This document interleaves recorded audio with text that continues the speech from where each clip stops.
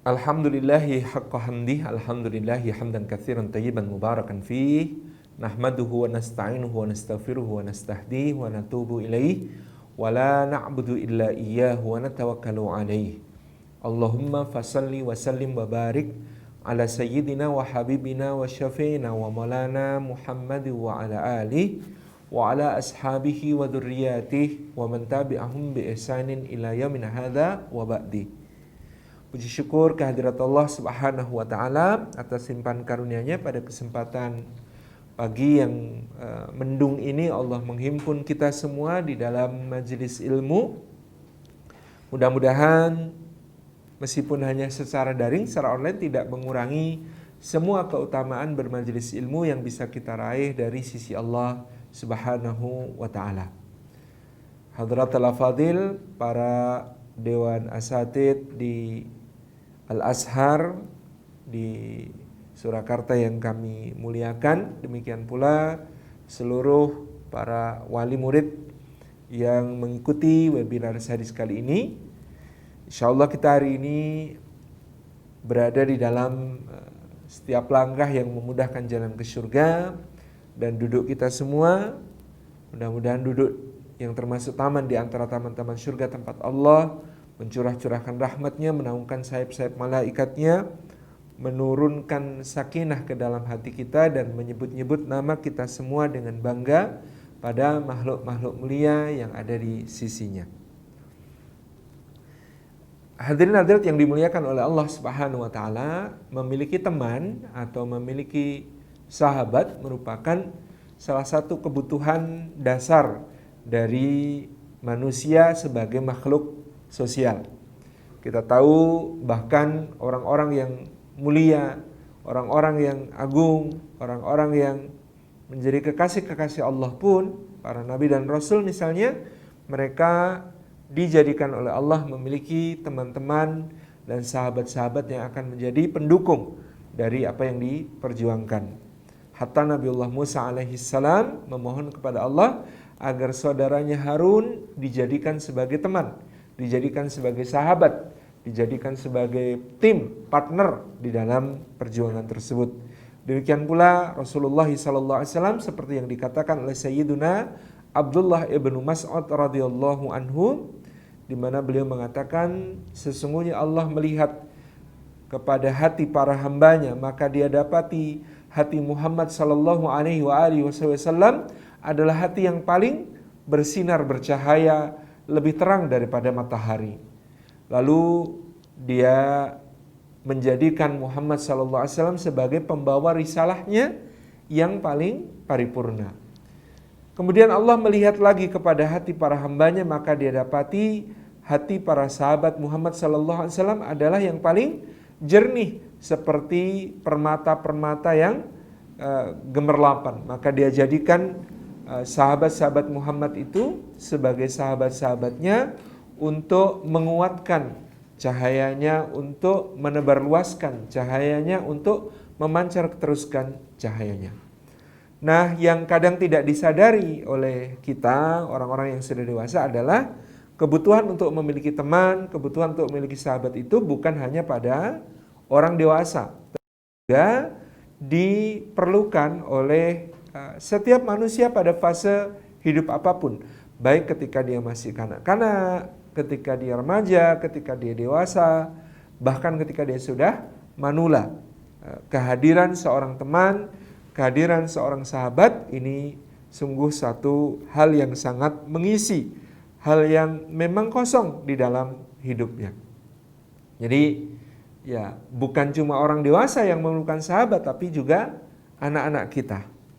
Jadi kalau mereka berhadapan dengan kita sebagai orang tua, maka posisi kita sebagai orang tua yang lebih memiliki kuasa, orang tua yang lebih merasa dewasa, yang lebih merasa lebih tahu, merasa lebih pinter, merasa lebih kadang merasa lebih baik dan lain sebagainya, maka ini membuat anak kadang-kadang dia merasakan memiliki atasan, memiliki yang lebih berkuasa, yang lebih kuat, tetapi dia belum memiliki seorang sahabat, seorang teman. Dan ini adalah kebutuhan yang terus akan tertagih di dalam jiwanya sebelum dipenuhi oleh orang-orang di sekitarnya. Maka kalau Bapak Ibu memperhatikan, kadang-kadang juga ada anak-anak kita yang memiliki sahabat imajiner, ya, sahabat khayalan. Jika kadang-kadang dia ngobrol seakan-akan dengan seseorang atau sesuatu yang kita tidak lihat, yang kita tidak ketahui, gitu ya. Ya, itu adalah sahabat khayalan, karena memang kebutuhan untuk memiliki sahabat, kebutuhan untuk memiliki teman itu sesuatu yang sangat kuat. Dan ini kalau orang tua bisa memposisikan dirinya menjadi sahabat, menjadi teman bagi anak-anaknya, ini merupakan satu pendekatan yang sangat bagus dalam parenting, dalam keayah bundaan, dalam bagaimana kita memposisikan diri kita sebagai sahabat, sebagai teman bagi anak yang akan mengisi salah satu ruang di dalam hatinya, di dalam jiwanya. Nah, Bapak Ibu yang dirahmati Allah, pola asuh ketika kemudian orang tua menjadi sahabat, ini menurut beberapa peneliti psikologi perkembangan disebut menjadi salah satu kunci proses pendewasaan pada anak. Karena memang pola asuh itu kan sangat berpengaruh di dalam masa tumbuh kembang anak dan menjadi faktor yang sangat menentukan kepribadian anak di waktu selanjutnya. Nah, ketika ayah dan bunda memposisikan diri sebagai sahabat bagi anak-anaknya, ini akan ada manfaat-manfaat yang sangat positif, baik bagi si anak maupun bagi si orang tua. Bagi si orang tua, menjadi sahabat anak itu bisa membuat kita semakin memahami sifat-sifat dan watak, karakter ya. Kalau karakter itu kan sesuatu yang melekat, sesuatu yang memang ada padanya. Nah, karakter itu tidaklah bisa diubah, tetapi diwarnai, dipertajam. Nah, itu fungsi dari ilmu, fungsi dari pengetahuan, fungsi dari pendidikan, takdib, itu adalah mempertajam sisi-sisi kebaikan dari sebuah karakter dan menumpulkan sisi-sisi yang mungkin akan menjadi hal yang negatif dari suatu karakter. Karena karakter ini memang melekat pada diri seseorang. Seperti contohnya Sayyidina Abu Bakar As-Siddiq radhiyallahu anhu. Ini memiliki karakter seorang lembut tetapi seorang yang teguh. Lembut tetapi dia teguh. Itu posisi Abu Bakar As-Siddiq dalam karakter ini, dan dia tidak bisa diubah dari kelembutan dan keteguhan itu. Islam hanya menguatkan, mengokohkan, memberi warna yang indah, celupan yang agung ke dalam karakter Abu Bakar As-Siddiq radhiyallahu anhu. Maka dengan Islam, kelembutan Abu Bakar menjadi satu pesona dakwah yang sangat menarik. Kelembutan Abu Bakar menjadi masukan-masukan bagi Rasulullah SAW dalam langkah-langkah dakwahnya. Kelembutan Abu Bakar menjadi satu pesona, cahaya yang kemudian membuat Islam ini diterima oleh banyak orang. Bahkan sebagian besar dari as-sabiqunal awwalun ini masuk Islam melalui penyampaian bukan hanya Rasulullah SAW, tetapi melalui penyampaian Abu Bakar As-Siddiq radhiyallahu anhu. Jadi kelembutan yang menjadi pesona yang sangat indah, dan kelembutan itu disertai dengan santun, sopan, kebaikan hati, kedermawanan yang luar biasa. Dan tidak lupa, orang lembut itu kalau kemudian muncul sisi negatifnya, lembut itu bisa menjadi lembek. Tetapi Abu Bakar As-Siddiq berhasil melompati hal itu. Dengan persahabatannya dengan Rasulullah SAW, sang pembawa Islam, kelembutan itu bersanding bukan dengan kelembekan, tetapi dengan keteguhan. Kita bisa melihat bagaimana teguhnya Abu Bakar As-Siddiq. Lembutnya tampak ketika dia merasa Rasulullah sudah mulai pamit. Tanda-tanda berpisah dengan Nabi SAW sudah semakin dekat gitu ya. Beliau yang paling merasa, beliau yang paling banyak menangis, beliau yang paling bersedih. Orang-orang sampai heran, takjub kepada Abu Bakar, kenapa seperti itu? Tapi begitu Nabi SAW betul-betul wafat, maka ternyata Abu Bakar As-Siddiq adalah yang paling teguh, yang paling tidak terguncang di seluruh kota Madinah yang hari itu galau. Seluruh kota Madinah yang kata Anas ibnu Malik hari itu redup seredup-redupnya. Tidak ada hari yang lebih cerah daripada ketika Rasulullah SAW datang ke Madinah, dan tidak ada hari yang lebih muram dibanding ketika Nabi SAW wafat. Itu yang hari itu bahkan orang selevel Sayyidina Umar ibn Khattab saja bisa kemudian kesana kemari mencabut pedangnya, marah-marah seakan-akan bicaranya tidak sadar atau setengah sadar, mengatakan Rasulullah itu tidak mati, Rasulullah cuma menghadap Allah, nanti akan kembali ke sini. Siapa yang mengatakan Rasulullah mati, dia akan saya bunuh karena dia seorang munafik, akan saya potong lidahnya, akan saya potong tangannya, akan saya potong kakinya. Itu yang dikatakan Umar pada hal itu. Dalam arti figur sedahsyat Sayyidina Umar saja terguncangnya, syoknya atas wafatnya Rasulullah sampai seperti itu. Tapi Abu Bakar menjadi yang paling teguh. Ketika kemudian menjadi khalifah Rasulullah SAW, memimpin di tengah ancaman orang-orang yang murtad, para penolak pembayar zakat, Romawi, Persia, nabi-nabi palsu, gitu ya. Abu Bakar menunjukkan kualitasnya sebagai seorang yang lembut tapi teguh. Sebaliknya Sayyidina Umar ibn Khattab itu punya karakter yang nyaris berkebalikan dengan Abu Bakar As-Siddiq. Seorang yang keras, seorang yang tegas, seorang yang bahkan mendekati dalam tanda kutip kasar. Tetapi Allah Subhanahu wa taala mencelupnya dengan hidayah sehingga kerasnya Sayyidina Umar diikuti oleh sifat penyayangnya kepada kaum mukminin. Dia keras, dia tegas, dia sikapnya kepada orang-orang kafir dan orang-orang munafik dan juga orang-orang ahli kitab begitu luar biasa teguh, gitu ya. Tetapi itu tidak menghilangkan kasih sayangnya, kelembutannya kepada orang-orang mukmin ketika dia menjadi khalifah.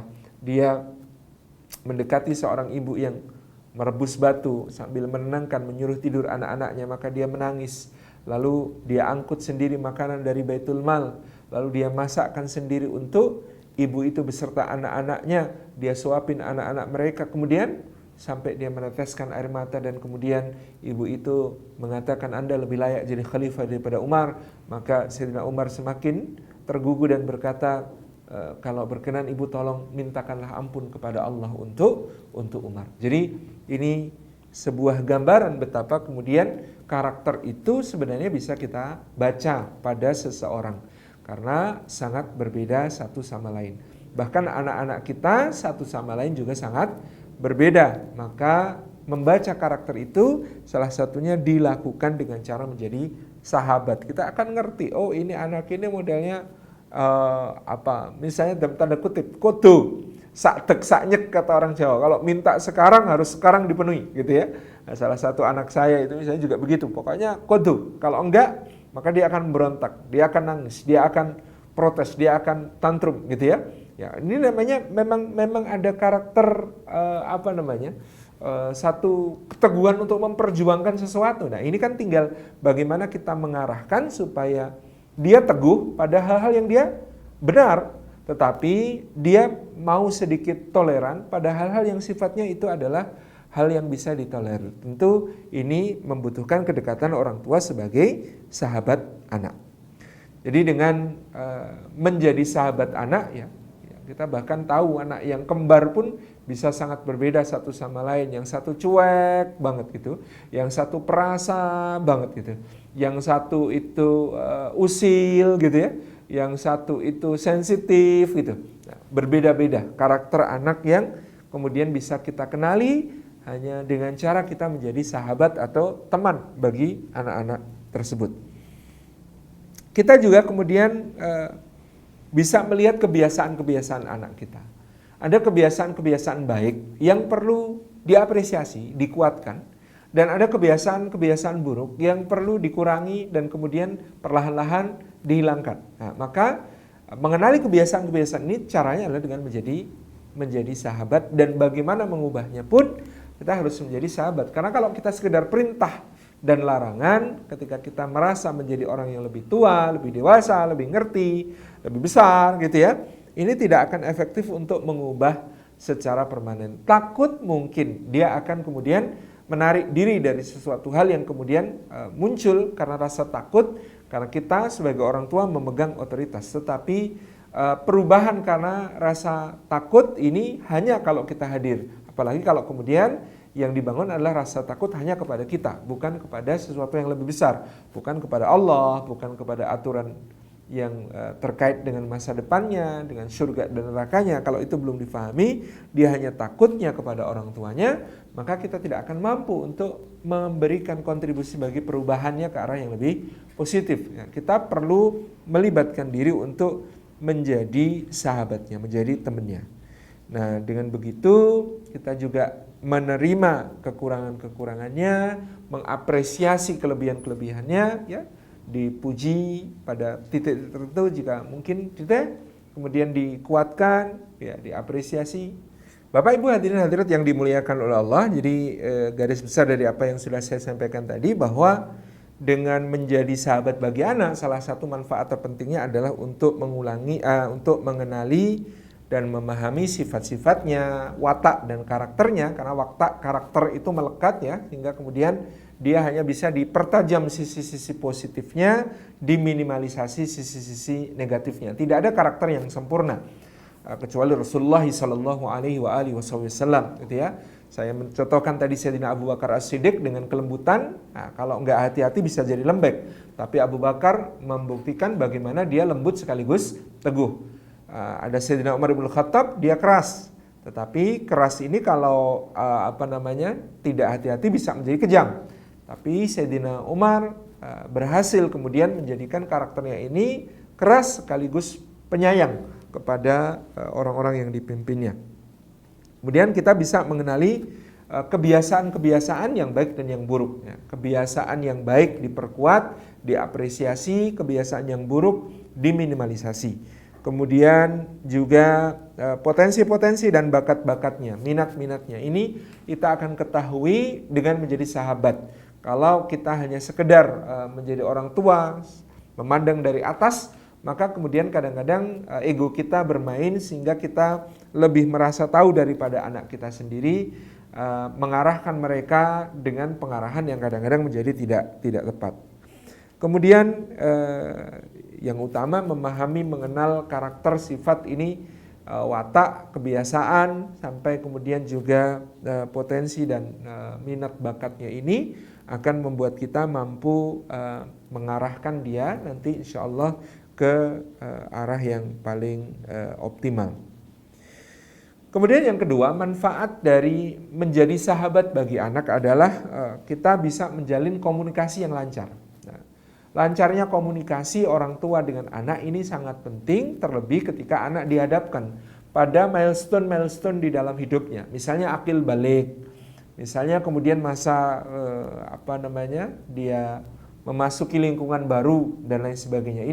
Ini kan adalah milestone dalam kehidupan anak. Mereka mulai sekolah, mereka mulai belajar serius di sekolah dasar, menuju kepada ujian akhir, kemudian mereka masuk sekolah SMP, mereka mulai tanda-tanda baliknya muncul, baik yang laki-laki maupun perempuan, itu ya. Itu kan crucial, momen-momen yang kemudian sangat-sangat penting dalam kehidupan anak. Momentos istilahnya. Nah, maka kemudian di situ diperlukan satu hubungan yang akrab, hubungan yang dekat, sehingga anak-anak bisa membuka diri, berbicara kepada orang tuanya sebagai sahabat, bukan sebagai anak kepada orang tua, tapi sebagai sahabat, sebagai teman yang bisa saling support, saling memahami, saling mengerti. Jadi anak merasa kemudian dimengerti, dia bebas bercerita, dia bebas mencurahkan isi hatinya, sehingga orang tua ini memahami betul-betul berbagai hal yang kemudian sedang terjadi pada anaknya. Dia tidak melakukan judgement, tidak menghakimi, tidak memotong pembicaraan, dia tidak menyimpulkan dengan memotong, dia tidak jump to conclusion, dia tidak memberi saran tanpa diminta, gitu ya. Ini adalah penyakit dalam berkomunikasi yang kemudian bisa akan kita hilangkan kalau kita mendudukkan diri sebagai sahabat, mendudukkan diri sebagai teman. Komunikasi itu penting untuk menumbuhkan pengertian, menumbuhkan kepercayaan, ya, trust di antara anak dan orang tua. Karena trust itu bukan cuma anak dan orang tua, bahkan pasangan suami istri itu ya, trust itu kan kayak vas yang terbuat dari kaca. Kalau sudah pernah jatuh, pecah, dia nggak pernah bisa utuh kembali. Dia hanya mungkin bisa diperbaiki, tetapi retak-retaknya tetap akan kelihatan. Itu memang luar biasanya apa yang disebut sebagai trust. Saling percaya itu mahal sekali. Makanya salah satu yang bisa membangun trust, membuatnya semakin kuat trust di antara anak dan orang tua itu adalah ketika orang tua mendudukkan dirinya sebagai sahabat bagi anak. Ketika dia akan menghadapi hal-hal baru, menghadapi masalah-masalah berat dalam hidupnya, dia menjalin komunikasi itu dengan lancar dengan orang tuanya dan dia akan mendapatkan kepercayaan dari anak. Jadi itu juga manfaat berikutnya dari mendudukkan diri sebagai sahabat anak adalah ketika kita kemudian bisa mendapatkan trust yang kuat dari anak, kepercayaan. Mungkin ibu-ibu, bapak-bapak pernah mengalami di mana anak-anak lebih percaya kepada ustadzahnya di sekolah, kepada ustadznya di sekolah daripada kepada ayah ibunya. Itu namanya trust gitu ya. Ya, kata ustadzku nggak gitu nih, kata ustadzku gini. Itu salah satu bentuk trust ya. Ternyata kadang-kadang lebih percaya kepada ustadz di sekolah atau ustadzah di sekolah. Nah, saya tidak ingin mempertentangkan ya, dua-duanya penting. Trust kepada ustadz dan ustadzah maupun trust kepada orang tua. Tapi jangan sampai orang tua sampai tidak memiliki trust dari anaknya. Jadi anaknya kemudian apa-apa yang disampaikan orang tuanya nggak mau percaya, nggak mau yakin. Karena apa? Mungkin kredibilitasnya jatuh karena tidak berkenan menjadi sahabat. Karena mungkin tidak konsisten, tidak konsekuen ya. Kalau anaknya melanggar dihukum sama orang tuanya. Kalau orang tuanya melanggar satu hal yang pernah diungkapkan, dia tidak merasa bersalah, dia tidak minta maaf kepada anak, dia tidak memperbaiki diri. Ini contoh kemudian terjadinya distrust antara orang tua dengan anak. Kemudian yang berikutnya manfaatnya adalah untuk mempererat hubungan dan memperkuat ikatan batin di antara orang tua dan anak. Bonding atau ikatan yang kuat antara ayah dengan anak, ibu dengan anak gitu ya. Ini sesuatu yang sangat berharga dalam kehidupan. Makanya ketika Allah Subhanahu wa taala berbicara tentang pendidikan anak itu ya. Misalnya surah Luqman, maka begitu bicara tentang ya bunayya la tusyrik billah, wahai anakku jangan mempersekutukan Allah. Klausul berikutnya adalah wa wasainal insana biwalidayhi hamalathu ummuhu wahnan ala wahni wa fisaluhu fi amain an ishkurli wa liwalidayka ilayal masir. Klausul berikutnya yang Allah Subhanahu wa taala sebutkan di dalam pembicaraan pendidikan anak ketika bicara tentang tema tauhid adalah berbakti pada orang tua. Seakan-akan di situ diingatkan bahwa bonding dengan anak kita ini tidak akan terjalin baik kalau kita tidak memelihara hubungan yang baik dan memuliakan kepada orang tua kita sendiri. Ada masa di mana kakek dan nenek itu ya menjadi semakin seperti kanak-kanak lagi. Disitulah Allah Subhanahu wa taala juga memerintahkan kita, jadi selain menjadi sahabat bagi anak itu wasahibhuma fid dunya ma'rufa. Allah mengatakan dan persahabatilah mereka dalam kehidupan dunia dengan ma'ruf. Nah, kepada orang tua pun menjadi sahabat. Jadi di situ peran kita tidak cuma menjadi sahabat bagi anak-anak, bahkan menjadi sahabat bagi orang tua kita sendiri yang biasanya kakek nenek dengan cucu-cucu itu memang aliansi gitu ya. Kata Pak Umar Khayyam, cucu is beralus gitu ya. Cucu itu di atas segalanya bagi orang tua gitu ya. Kenapa kadang-kadang orang tua itu memanjakan itu lebih ke cucu bukan ke anak gitu ya. Karena memang ada masa di mana mereka sudah pada keadaan yang ingin mencurahkan segenap kasih sayangnya dalam bentuk pemberian-pemberian, dalam bentuk pujian-pujian, dalam bentuk segala hal yang menyenangkan. Itu masa-masa mereka menjadi kakek dan nenek itu terlimpah kepada cucu. Nah, dan lagi pula orang tua di usia segitu kembali menjadi seperti anak-anak lagi. Jadi memang mereka aliansi yang sangat kuat. Jadi itu juga menjadi satu hal yang sangat penting. Jadi bonding ya, ikatan antara orang tua dengan anak ini terkait dengan birrul walidain kita. Berbakti kita kepada orang tua kita sendiri akan juga menentukan bagaimana anak-anak mempersepsi hubungan yang seharusnya antara seorang anak dengan seorang orang tua.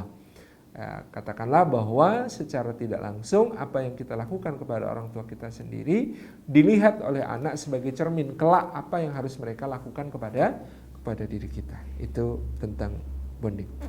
Nah, Bapak Ibu yang dirahmati Allah, hadirin hadirat, kalau kemudian kita sudah bicara tentang urgensi dan manfaat bagaimana seorang ayah atau seorang bunda menjadi sahabat bagi anak-anaknya, apa kata-kata kunci atau poin-poin penting yang perlu kita lakukan supaya kita menjadi sahabat bagi anak-anak kita. Yang pertama adalah menjadi pendengar yang baik. Nah, Jadi pekerjaan sahabat itu yang paling penting itu adalah mendengarkan. Nah ini juga berlaku ya untuk pasangan Bapak Ibu satu sama lain menjadi partner dalam kehidupan itu. Salah satunya adalah menjadi pendengar yang baik. Ini tidak mudah Bapak Ibu yang dirahmati Allah. Apalagi menjadi orang tua yang lebih tua, merasa lebih tahu, merasa lebih punya otoritas, merasa lebih ngerti, merasa tahu ujung cerita anak mau kemana gitu ya. Nah kita diminta kalau kita mau menjadi sahabat yang baik bagi anak, cara efektifnya yang pertama adalah menjadi pendengar yang baik. Nah, siapkan telinga kita untuk mendengarkan semua hal yang disampaikan anak. Kemarin di webinar seri sebelumnya kita sudah mengatakan kalau anak umur 0 sampai 7 tahun dikatakan sebagai raja, maka di situ ya raja itu panggilannya harus segera dipenuhi. Ya, sendiko dawuh kata orang Jawa gitu ya. Itu tuh harus segera. Raja itu nggak bisa ditunda gitu ya. Raja itu harus segera dipenuhi. Nah, anak-anak kita juga akan memanggil kita. Anak-anak kita juga akan meminta kita untuk memperhatikan apa yang sedang dia lakukan. Nah, ini penyakitnya orang tua kadang-kadang merasa apa yang mau disampaikan anak tidak penting. Merasa apa yang hendak disampaikan anak itu sesuatu yang sepele. Merasa apa yang hendak disampaikan anak itu pengulangan dari sebelumnya. Merasa yang akan disampaikan anak itu sesuatu yang kecil, sesuatu yang remeh-temeh gitu ya. Nah, ini tidak boleh. Kita ketika menjadi sahabat, maka segala yang penting bagi sahabat kita adalah penting bagi kita. Nah, maka sebagai orang tua, ketika melihat anak hendak menyampaikan sesuatu, betapapun sepele, betapapun remehnya sesuatu itu, kita harus menganggap itu sangat penting. Kenapa? Karena anak yang sangat kita cintai menganggapnya penting. Kalau penting bagi dia, penting bagi kita. Gitu. Jadi ini poin yang sangat-sangat krusial di dalam menjadi sahabat bagi anak, menjadi teman adalah mendengarkan. Dan poin yang sangat penting dari mendengarkan adalah bahwa segala sesuatu yang disampaikan anak kita adalah penting. Meskipun bahkan diulang. Itu apa ma? Itu apa pa? Itu apa bah? Itu apa mi? Apa yang ditanyakannya adalah penting. Kalau dia mengulanginya, maka itu juga penting. Dia tanya lagi berulang kali gitu ya, diulang-ulang pertanyaannya. Kenapa bisa gitu? Kenapa bisa gitu? Kenapa bisa gitu ya? Kita kadang-kadang nggak sabar mendengarkan itu terus. Ya udah gitu aja gitu. Nah, jangan, usahakan kita terus memberikan jawaban.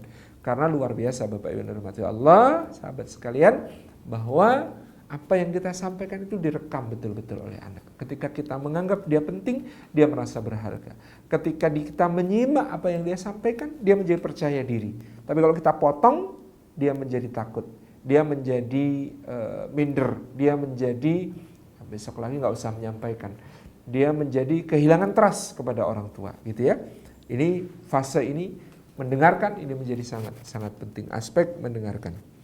Nah setelah mendengarkan, berikan juga tentu respon, berikan tentu satu feedback yang positif kepada anak, yang apresiatif.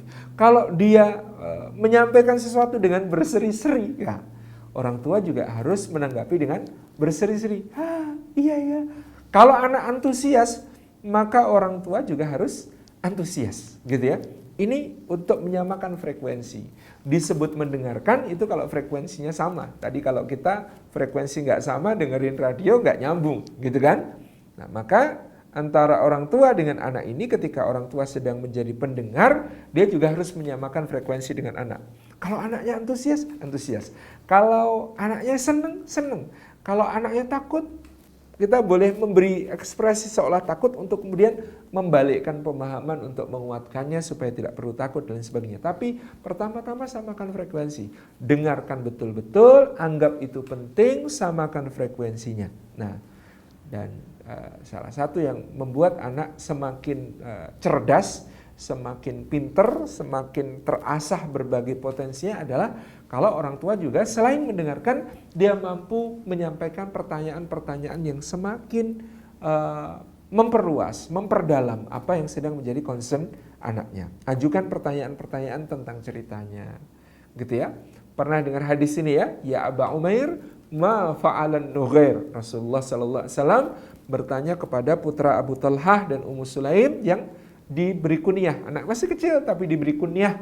Diberi kunyah itu berarti dianggap sebagai orang dewasa. Ya. Abu Umair, bapaknya Umar. Padahal ini anak masih kecil.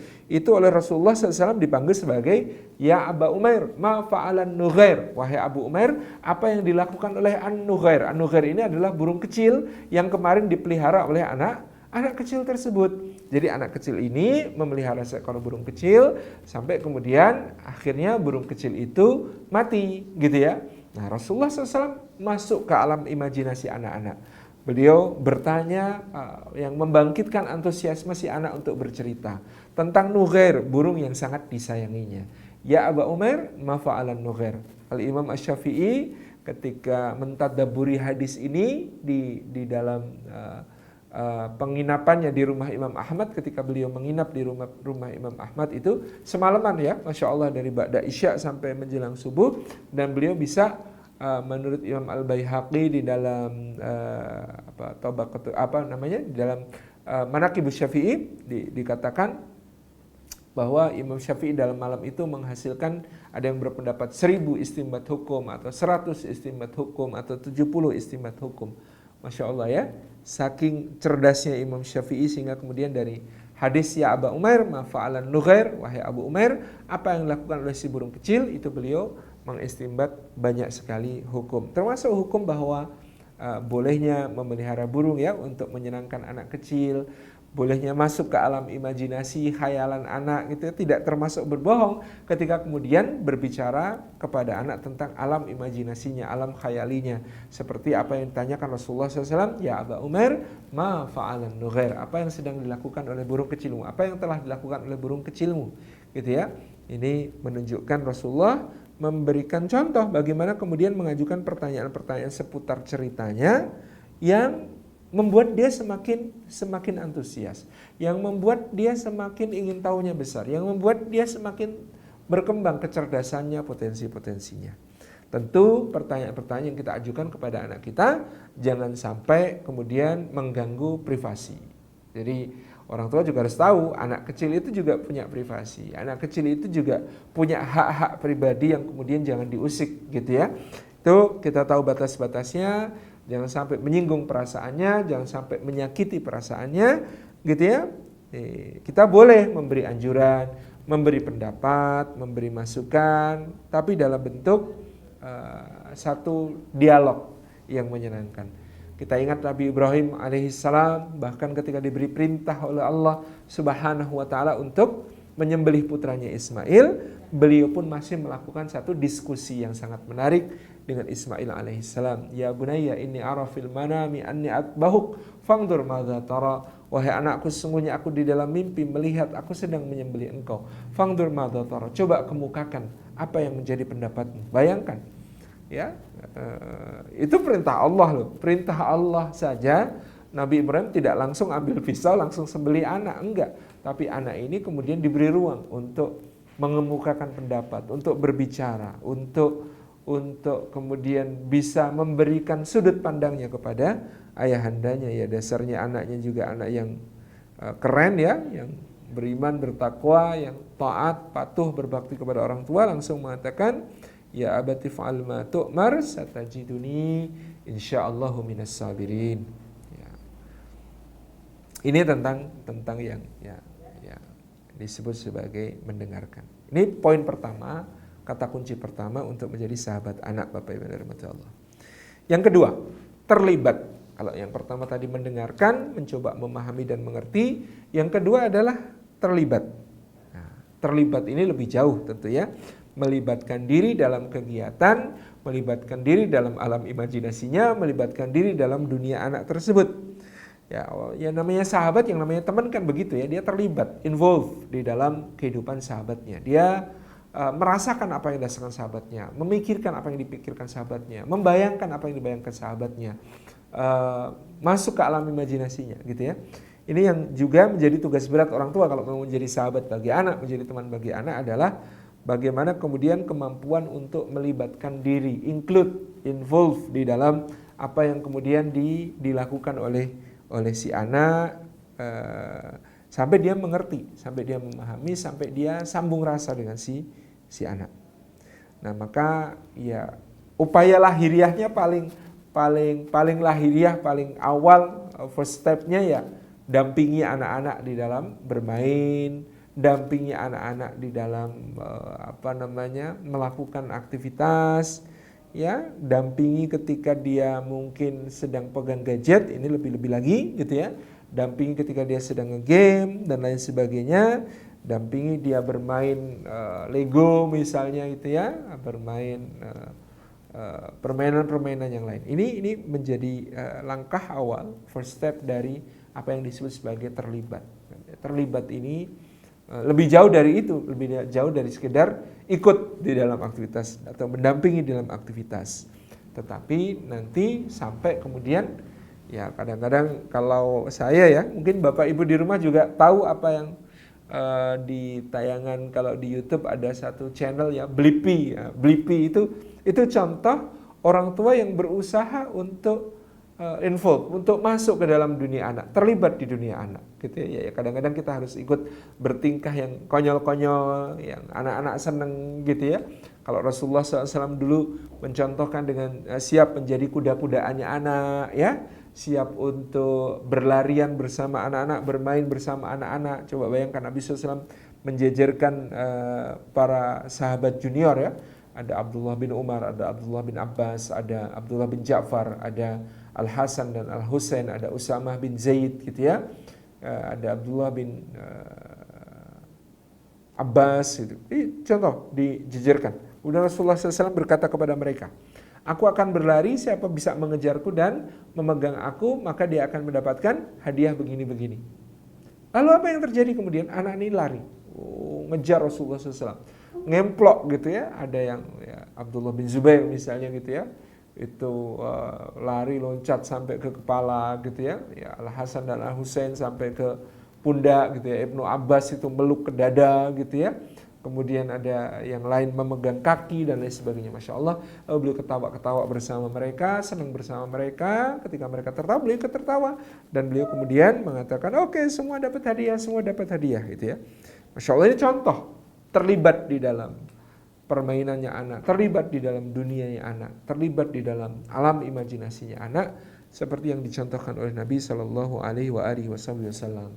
Kita juga bisa melibatkan diri untuk menjadi apa yang kemarin saya sebut sebagai fasilitas mainan buat anak. Kita bisa jadi ayunannya, kita bisa jadi jungkit-jungkitnya, kita bisa jadi komedi putarnya, kita bisa jadi perosotannya gitu ya, berbagai hal yang bisa kemudian kita mainkan sebagai peran supaya involve, supaya terlibat di dalam dunia anak. Kalau dia sedang menceritakan juga tentang alam imajinasinya, mari terlibat juga ke dalam alam imajinasi itu ya. Ketika dia sedang membaca buku, ya ikuti juga dia di dalam baca buku itu, dampingi betul-betul, ikuti pemahaman-pemahamannya, bersambung dengan dia gitu ya. Ini ya sesuatu yang berat ya bagi orang tua untuk involve, untuk terlibat, tetapi ini adalah salah satu kunci di antara kunci-kunci menjadi sahabat anak. Ya, ini membutuhkan quality time ya, Bapak Ibu yang dirahmati Allah, meluangkan waktu betul untuk anak-anak kita untuk berada dalam situasi involve dengan berbagai macam hal, terlibat dengan berbagai macam hal yang kemudian dilakukan oleh anak ya. Kita perlu untuk kemudian meluangkan waktu untuk yang demikian, supaya kita bisa memahami kelebihan, kekurangan, dan agar kita juga tidak suka memaksakan kehendak ya kepada anak. Kemudian yang ketiga, untuk menjadi sahabat atau teman bagi anak, poinnya adalah bagaimana kita memberikan pujian maupun juga teguran itu secara adil, secara proporsional, secara jujur ya. Ini juga penting. Sahabat itu kan ya bukan membenarkan terus, tapi juga sesekali bisa negur. Tapi sahabat juga mensupport, sahabat juga bisa memberi apresiasi, sahabat juga memuji. Nah, ini penting untuk kemudian kita lakukan sebagai sahabat anak. Nah, memuji pun ada ilmunya ya. Memuji anak-anak kita pun ada ilmunya. Beberapa pakar berpendapat misalnya memuji itu ya soal-soal yang kemudian granted dari Allah, dianugerahi oleh Allah, karunia Allah, ya yang dipuji harusnya Allah bukan anak kita. Maksudnya kembalikan kepujian itu kepada Allah.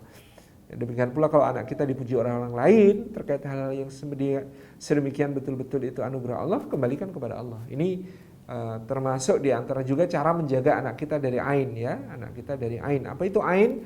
Ain itu adalah mata yang jahat. Makna mata yang jahat itu mata yang memandang dengan perasaan dengki, tapi qadarullah kadang-kadang ya mereka sedang memiliki doa yang mustajab. Ya, ada orang yang dengki ketepatan sedang memiliki doa yang mustajab. Ini yang membahayakan. Jadi bahayanya bukan karena tatapan matanya, tetapi karena doanya yang mustajabah di sisi Allah, padahal dia sedang dalam keadaan dengki. Kalau dalam Suratul Kahfi ceritanya tentang seorang yang memiliki ladang ya bersama temannya sesama pemilik ladang. Ya, yang satu menghina-hina, yang satu merasa lebih, yang satu membangga-banggakan nikmatnya, ya, membangga-banggakan kebunnya kepada temannya itu, gitu ya. Kemudian dia ternyata sahabatnya ini ya di dalam hatinya kemudian ada perasaan ya merasa terdolimi, sehingga kemudian terucap kalimat yang seperti doa, jadinya akhirnya kemudian ladang itu pun musnah hancur. Maka penangkalnya adalah Masya Allah la quwwata illa billah, mengembalikan semua nikmat yang kemudian kita rasakan itu kepada kuasa Allah, kehendak Allah Subhanahu wa ta'ala. Ini adalah benteng dari penyakit ain, benteng dari bahaya yang timbul karena ain pada anak-anak kita. Ada orang memuji anak kita, Masya Allah ganteng ya. Nah, kita juga harus mengembalikan pujian itu kepada Allah. Masya Allah la quwwata illa billah. Masya Allah la quwwata illa billah. Atau Masya Allah tabarakar rahman. Masya Allah tabarakallah. Kembalikan kepada Allah. Pinter ya. Masya Allah la quwwata illa billah. Alhamdulillah Budi pinter. Ini penting ya. Ini penting. Bukan sesuatu yang remeh. Jadi mengembalikan semua nikmat kepada Allah ini akan menjaga nikmat tersebut. Mengembalikan semua nikmat ini kepada Allah akan membuat Allah yang turun tangan untuk menjaganya.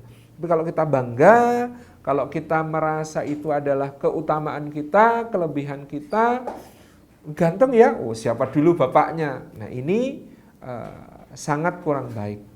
Allah melepaskan perlindungannya, maka juga kemudian dia timbul bahaya, dan ini adalah bagian dari kufur nikmat secara tidak sengaja. Jadi pujian itu sebaiknya pada effort, Bapak Ibu yang dirahmati Allah.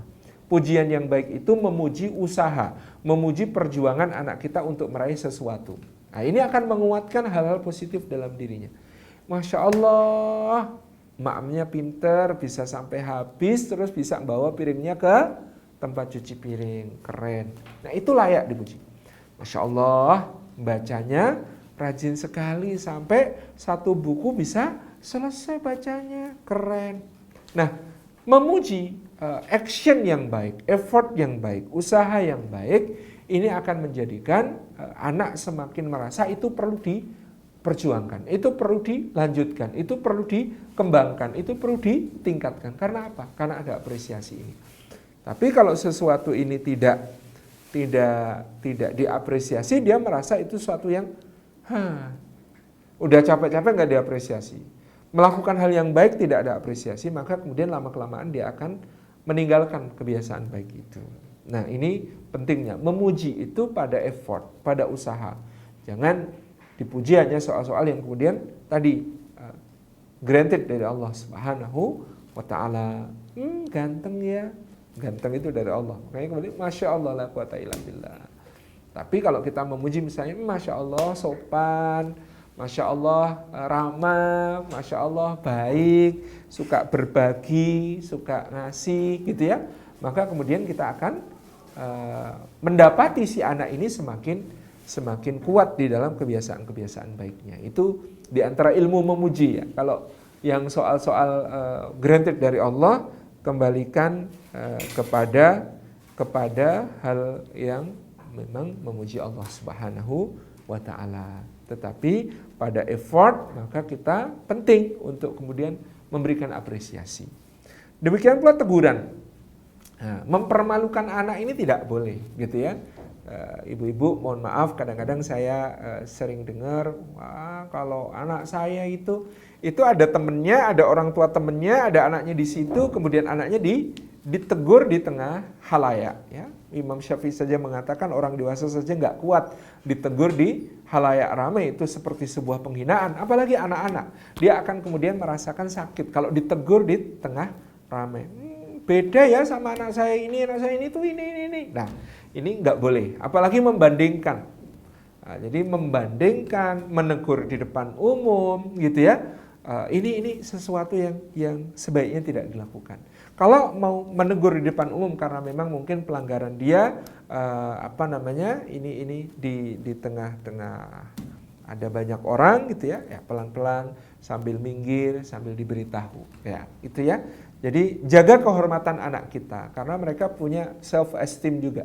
Mereka punya kehormatan diri yang harus dijaga dan itu sangat traumatik pengalaman kalau anak kemudian ditegur, dimarahi, dipermalukan di depan umum, dibanding-bandingkan dengan yang lain di depan umum, itu sesuatu yang sangat-sangat menyakitkan dan itu bisa menjadi timbunan yang di kala dewasa. Pola asuh seperti ini sangat mempengaruhi kepribadian si anak. Jadi hindari ya negur depan umum, banding-bandingkan, hindari memarahi di depan umum dan lain sebagainya.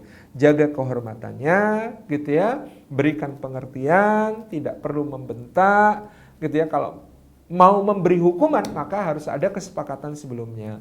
Ya, dalam bahasa Arab ungkapannya qubhunal iqab bila bayan. Sangat jelek sekali orang menghukum tetapi tidak ada penjelasan terlebih dahulu. Jadi misalnya anak-anak kita kita ajak pergi berangkat ke satu acara yang dihadiri banyak orang,